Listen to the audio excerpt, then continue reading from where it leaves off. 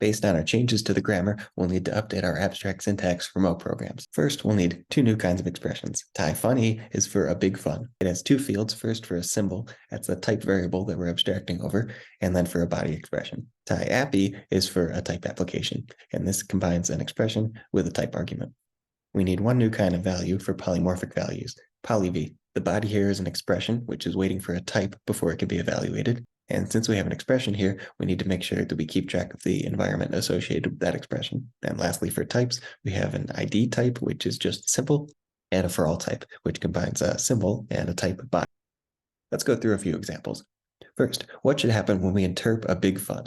Since interp must return a value, we need to come up with some kind of value for this.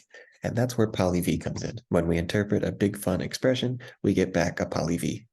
In this case, the polyv value bundles up the function expression that we have. So this is just the result of parsing that identity function. And the current environment is the empty environment. Next up, let's take that same big fun and apply it to a type argument, int. Interpreting the big fun would give a polyv value, and then applying that polyv value to a type argument lets us evaluate the body of the polyv. In this case, we have a function expression inside the polyv. So for the overall result, we'll interpret that function in the current environment, and the result is a closure value. Finally, let's go one step further. Let's take that whole closure value that we get from the type application, and we'll apply that to an int value 8. Since this function is on the inside, the result we expect is the int 8. Now for some type examples. If we parse a for all type, we should get back a for all t.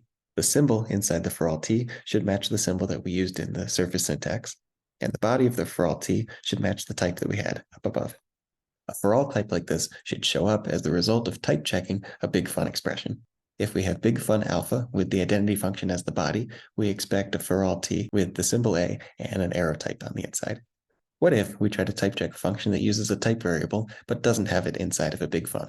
Here we've got a little fun, which says x has type alpha, then return x. Since this type alpha is unbound, the result that we want here is no type. Our type checker needs to catch that error. In order to catch this, the current environment needs to keep track of which types have been bound. So we should be able to turn this into a passing test by using a different environment instead of this empty environment here. Here, let's extend the environment with a type identifier, symbol A, on top of that empty environment. And now our function should have a type. In general, when the type checker finds an IDT, it needs to check inside the current environment to see if that symbol is bound or not.